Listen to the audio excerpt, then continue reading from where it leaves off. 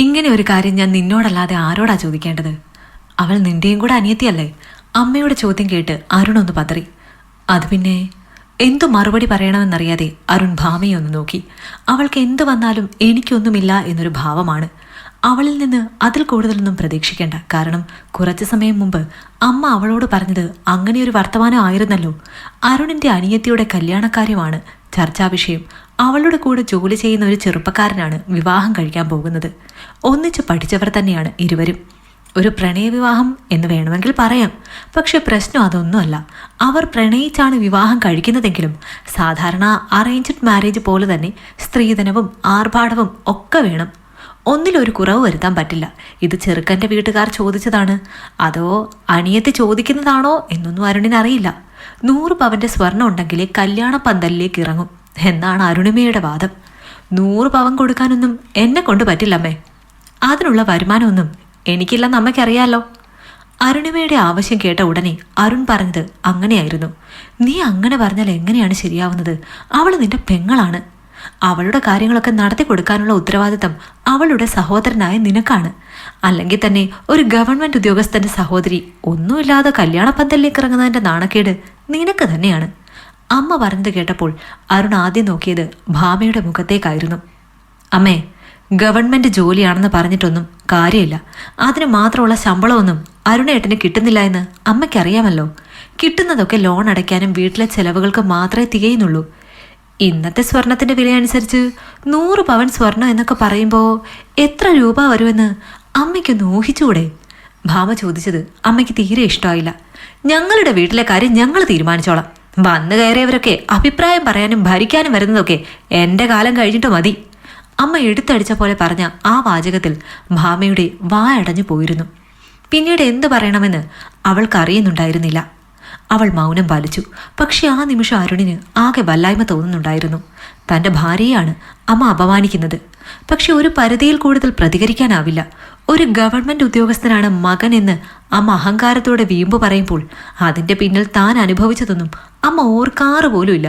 ഒരു കമ്പനിയിൽ sales executive ആയിട്ടാണ് തൻ്റെ ഔദ്യോഗിക ജീവിതത്തിന് തുടക്കം. തുച്ഛമായ വരുമാനം മാത്രമേ ഉണ്ടായിരുന്നുള്ളൂ. അച്ഛൻ്റെ മരണത്തിന് ശേഷം സ്വപ്നങ്ങളെല്ലാം ഉപേക്ഷിച്ച് അങ്ങനെ ഒരു ജോലിക്ക് ഇറങ്ങേണ്ടി വന്നതാണ്. അന്നൊക്കെ അനിയത്തിയുടെ നല്ല ഭാവി മാത്രമായിരുന്നു മുന്നിലുണ്ടായിരുന്നത്. അവളെ നന്നായി പഠിപ്പിക്കാനും നല്ല നിലയിൽ കെട്ടിച്ചു വിടാനും ഒക്കെയായിരുന്നു ആഗ്രഹം. പിന്നെ അച്ഛൻ്റെ അസുഖം നിമിത്തം കുറച്ചേറെ കടങ്ങളും ഉണ്ടായിരുന്നു. അന്ന് എങ്ങനെയെങ്കിലും കുടുംബം നടത്തിയാൽ മതി എന്നൊരു ചിന്ത മാത്രമേ ഉണ്ടായിരുന്നുള്ളൂ. ജോലി ചെയ്യുന്ന സമയത്താണ് ഇടയ്ക്കൊക്കെ ബസ് സ്റ്റോപ്പിൽ വെച്ച് കണ്ട് ഭാമയെ പരിചയമാകുന്നത്. അവളും ഒരു സാധാരണ കുടുംബത്തിലെ പെൺകുട്ടിയായിരുന്നു. കുടുംബത്തിൽ ധാരാളം ഉത്തരവാദിത്തങ്ങളുള്ള പെൺകുട്ടി. അവളും അന്ന് ജോലി ചെയ്യുന്നുണ്ടായിരുന്നു. അത്യാവശ്യം ഭേദപ്പെട്ട ശമ്പളവും അവൾക്കന്നുണ്ടായിരുന്നു.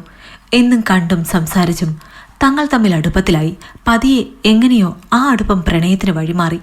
അവളുടെ വീട്ടിൽ കല്യാണാലോചനകൾ തകൃതിയായി നടന്നപ്പോഴാണ് തൻ്റെ വീട്ടിൽ അവളെക്കുറിച്ച് കാര്യം പറയുന്നത്. അന്നത്തെ അമ്മയുടെ പ്രതികരണം ഓർക്കാൻ കൂടി വയ്യ. കെട്ടിക്കാൻ പ്രായമായ പെങ്ങൾ ഒരുത്തി വീട്ടിലിരിക്കുമ്പോഴാണ് അവന് സ്വന്തമായി കല്യാണം കഴിക്കാനുള്ള പൂതിമൂത്ത് നടക്കുന്നത്. അമ്മയുടെ ആ വാചകത്തിൽ തൻ്റെ സകല പ്രതീക്ഷയും നഷ്ടമായതായിരുന്നു. പക്ഷെ അവൾക്ക് ജോലിയുണ്ടെന്നറിഞ്ഞതോടെ അമ്മ തൻ്റെ അടവ് മാറ്റി. പിന്നീട് കല്യാണം നടത്താനുള്ള തിടുക്കം അമ്മയ്ക്കായിരുന്നു. വീട്ടിലേക്ക് ഒരാളുടെ കൂടി വരുമാനം എത്തുമല്ലോ എന്നൊരു ചിന്തയായിരുന്നു അമ്മയ്ക്കന്ന്. പിന്നീടാണ് അറിഞ്ഞത്. അവളും കൂടി വീട്ടിലേക്ക് എത്തിയതോടെ വീട്ടുചെലവുകളുടെ കാര്യത്തിൽ തനിക്ക് ഒരാശ്വാസം തോന്നിയെങ്കിലും അവളോടുള്ള അമ്മയുടെയും സഹോദരിയുടെയും പെരുമാറ്റം ശരിയല്ലെന്ന് പലപ്പോഴും തോന്നിയിട്ടുണ്ട്. എന്നാലും പ്രതികരിക്കാറില്ല. എന്തെങ്കിലും പറഞ്ഞാൽ ഭാര്യയുടെ വാക്കുകൾ കേട്ട് തുള്ളുകയാണ് എന്നൊരു ആരോപണത്തെ കൂടി നേരിടേണ്ടി വരും. താനൊരു സർക്കാർ ഉദ്യോഗസ്ഥനായി കാണണമെന്നുള്ളത് ഭാമയുടെ നിർബന്ധമായിരുന്നു. അതിനുവേണ്ടി പുസ്തകങ്ങൾ വാങ്ങിത്തന്നതും രാത്രികളിൽ ഉറങ്ങാതെ കൂട്ടിരുന്നതും അവളായിരുന്നു. പലപ്പോഴും താൻ പഠിക്കുന്നത് കാണുമ്പോൾ അനിയത്തിയുടെ മുഖത്ത് ഒരു പുച്ഛഭാവം തെളിഞ്ഞു കാണാറുണ്ട്. ഈ പ്രായത്തിലൊക്കെ ചേട്ടൻ പഠിച്ചിട്ട് എന്ത് കിട്ടാനാണ്? ആ നേരത്ത് വേറെ ഏതെങ്കിലും നല്ല ജോലി നോക്കി ഗൾഫിലേക്ക് കാണാൻ പോയാൽ ബാക്കിയുള്ളവർക്കെങ്കിലും എന്തെങ്കിലും ഉപകാരം ഉണ്ടാകും. അവൾ പലപ്പോഴും തന്നോട് പറഞ്ഞിട്ടുള്ള വാചകമാണ്. അപ്പോഴൊക്കെയും ആശ്വാസമായത് ഭാമയാണ്. ഒരുപാട് കഷ്ടപ്പെട്ടിട്ട് തന്നെയാണ് ഒരു ഗവൺമെന്റ് ജോലി സ്വന്തമാക്കിയത്. അതുവരെയും സ്വന്തമായി കുഞ്ഞുങ്ങളെക്കുറിച്ച് പോലും ചിന്തിച്ചിട്ടുണ്ടായിരുന്നില്ല. ഈ കഷ്ടപ്പാടിനിടയിലേക്ക് ഒരു കുട്ടി കൂടി വന്നാൽ കാര്യങ്ങൾ ആകെ താറുമാറാകും എന്നൊരു ചിന്ത. അനിയത്തിയുടെ പഠിത്തം കഴിഞ്ഞ് ജോലി കിട്ടിയപ്പോൾ വീട്ടിലേക്കൊരു ആശ്വാസമാകുമെന്നാണ് കരുതിയത്. അവളെ പഠിപ്പിക്കാനെടുത്ത ലോണെങ്കിലും അവൾ തിരിച്ചടയ്ക്കുമെന്നൊരു പ്രതീക്ഷയുണ്ടായിരുന്നു. പക്ഷേ അതൊക്കെ പ്രതീക്ഷ മാത്രമായി അസ്തമിച്ചു. അവൾക്ക് അതിലൊന്നും ഒരു താല്പര്യം ഉണ്ടായിരുന്നില്ല. ഓരോ മാസത്തിലും കിട്ടുന്ന സാലറി അവളുടെ ആവശ്യങ്ങൾക്ക് പോലും തികയുന്നില്ല എന്നാണ് അവൾ പറയാറ്. ഇപ്പോൾ തനിക്കൊരു കുഞ്ഞു കുട്ടി കൂടിയുണ്ട്. മോള് വന്നതിൽ പിന്നെ ഭാമ ജോലിക്ക് പോയിട്ടില്ല. അതോടെ വീട്ടിലേക്കുള്ള വരുമാനം കുറഞ്ഞു എന്ന ഭാവത്തിൽ അമ്മ അവളോട് ഒളിഞ്ഞും തെളിഞ്ഞും പോര് തുടങ്ങിയിട്ടുണ്ട്. അതിന്റെ ഭാഗമാണ് അവളോടുള്ള ചില കുത്തി വർത്തമാനങ്ങൾ. അരുണേ, നീ എന്താ ആലോചിച്ചിരിക്കുന്നത്? നീ ഒന്നും പറഞ്ഞില്ലല്ലോ. സ്വർണവും കാറും നീ ഏറ്റു എന്ന് ഞാൻ അവരോട് പറയട്ടെ? അമ്മ ചോദിച്ചപ്പോഴാണ് അവൻ ചിന്തകളിൽ നിന്ന് ഉണർന്നത്. പറയണ്ട, ഒറ്റവാക്കിൽ അരുൺ മറുപടി പറഞ്ഞു. പറയണ്ട എന്നോ? നീ എന്താ ഉദ്ദേശിക്കുന്നത്? മര്യാദയ്ക്ക് ഒത്തുവന്ന ഒരാലോചനയാണ്, അത് മുടങ്ങിപ്പൊക്കോട്ടെ എന്നാണോ? അമ്മ ദേഷ്യത്തോടെ ചോദിച്ചു. അങ്ങനെയൊന്നും ഞാൻ പറഞ്ഞില്ലല്ലോ. സ്വർണവും കാറും കൊടുക്കാനുള്ള വരുമാനം എൻ്റെ കയ്യിലില്ല എന്നേ ഞാൻ പറഞ്ഞുള്ളൂ. ഇവളും കുറെ നാളായി ജോലിക്ക് പോവുകയല്ലേ, അത്യാവശ്യം പൈസ ഒക്കെ കയ്യിലുണ്ടാവുമല്ലോ. അതെടുത്ത് അവൾക്ക് ആവശ്യമുള്ളത് എന്താണെന്ന് വെച്ചാൽ വാങ്ങിക്കോട്ടെ, അല്ലാതെ എൻ്റെ കയ്യിലൊന്നുമില്ല, അരുൺ ഉറച്ച ശബ്ദത്തിൽ പറഞ്ഞു. അതെങ്ങനെ ശരിയാകുവരണേ? നീ അല്ലാതെ ആരാ ഇതൊക്കെ ചെയ്തു കൊടുക്കാനുള്ളത്? പിന്നെ അവളുടെ ജോലിയുടെയും വരുമാനത്തിന്റെയും കാര്യം നിനക്കറിയാലോ. നീ മുമ്പ് ഇങ്ങനെയൊന്നും ആയിരുന്നില്ലല്ലോ.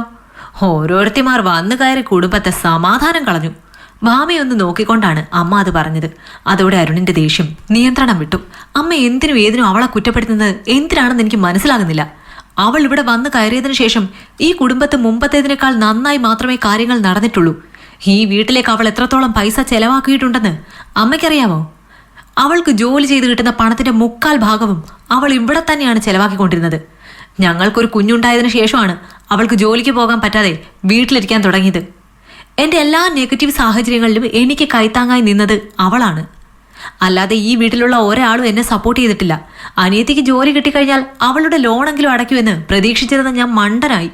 അവൾക്ക് അവളുടെ കാര്യങ്ങൾ മാത്രം. എനിക്കൊരു കുഞ്ഞ് വളർന്നു വരുന്നുണ്ട്. അവൾക്ക് വേണ്ടി എന്തെങ്കിലുമൊക്കെ കരുതി വെക്കണ്ടേ ഞാൻ? അല്ലാതെ ഉള്ളത് മുഴുവൻ നിങ്ങൾക്ക് തന്നിട്ട് ഞാൻ എന്താ ചെയ്യേണ്ടത്? അരുൺ ചോദിച്ചു.